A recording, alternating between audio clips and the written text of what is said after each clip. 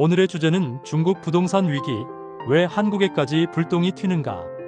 경제학자 강대박입니다. 지금부터 뉴스 헤드라인보다 100배 쉽게 설명해 드리겠습니다. 요즘 경제 뉴스를 보면 중국 부동산 위기라는 말이 자주 들립니다. 헝다, 비구이 위안, 이런 이름들이 뉴스마다 나오죠. 중국 회사 망했나 보다 하고 넘기기엔 이게 우리 지갑에도 영향을 주는 문제입니다. 도대체 왜 중국 부동산이 흔들리면 한국이 긴장해야 할까요? 그 이유를 지금부터 단계별로 설명드릴게요. 먼저 중국 경제의 구조부터 봐야 합니다. 중국은 지난 20년 동안 건설과 부동산으로 성장해왔어요. 전체 GDP의 25%가 부동산 관련 산업입니다. 쉽게 말하면 중국 경제는 집을 팔아서 성장해온 나라예요. 그런데 지금은 인구가 줄고 젊은 세대가 집을 안 삽니다. 게다가 부동산 가격이 떨어지면서 집을 담보로 돈을 빌려 짓던 구조가 무너졌어요. 결국 대형 건설사들이 줄줄이 부도 위기에 몰린 겁니다. 헝다그룹은 빚이 약 400조 원입니다. 이건 한국의 웬만한 시중은행 전체 자산보다 큰 규모예요. 이런 회사가 무너지면 은행이 돈을 못 받죠. 은행이 불안해지면 돈이 돌지 않습니다. 이걸 신용경색이라고 부릅니다. 그럼 여기서 질문이 생기죠. 중국 회사가 망하는데 왜 한국이 영향을 받아요? 첫째, 무역 때문입니다. 한국 수출의 약 25%가 중국으로 갑니다.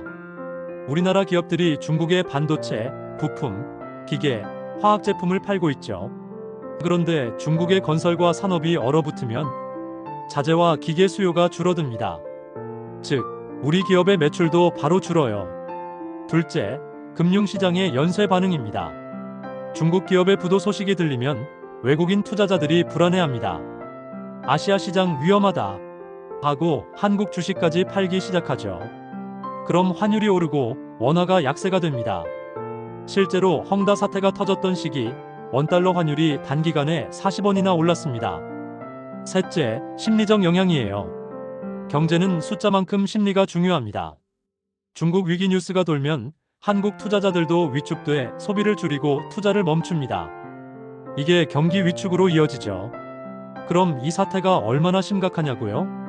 중국 정부도 지금 매우 곤란한 상황이에요. 부동산 경기를 살리려면 돈을 풀어야 하는데 이미 국가 부채가 너무 커졌습니다. 게다가 지방정부들은 땅을 팔아서 예산을 채웠는데 이제 땅이 안 팔리니까 세수가 급감했어요. 중국 정부가 대규모로 부동산 부양책을 내놨지만 효과는 예전 같지 않습니다. 젊은 세대는 이미 집은 자산이 아니라 짐이다라고 생각하기 시작했거든요. 자, 그럼 한국은 어떻게 해야 할까요?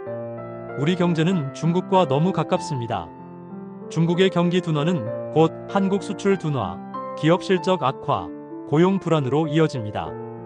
특히 반도체, 화학, 철강, 자동차 부품 등 중국 수요 의존형 산업이 타격을 받죠. 삼성전자, SK하이닉스, LG화학 같은 회사들이 그 영향을 이미 체감하고 있습니다. 그렇다고 중국이 무너지면 한국도 망한다는 건 아닙니다. 하지만 확실한 건 중국의 부동산 위기는 단순한 국지적 사건이 아니라 전 세계 소비와 투자 심리를 위축시키는 글로벌 충격파라는 점이에요. 그럼 강대박의 결론 들어보시죠.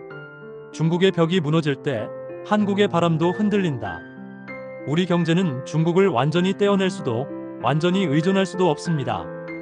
그래서 한국 기업들은 지금 시장 다변화에 집중하고 있어요. 동남아, 인도, 중동으로 수출선을 바꾸는 이유가 바로 그것입니다. 투자자 입장에서는 중국과 연관된 종목의 비중을 줄이고 미국, 인도, 중동 등 신흥시장 중심의 펀드나 ETF로 일부 옮기는 전략이 유효합니다. 결국 이 문제의 본질은 하나예요. 중국 부동산은 붕괴가 아니라 재조정이라는 겁니다. 거품이 빠지는 과정이고 그 충격이 크긴 하지만 새로운 산업 중심으로 구조를 바꾸는 중이에요. 그 과정에서 한국은 잠시 흔들리겠지만 그걸 기회로 삼는 기업도 분명히 나옵니다.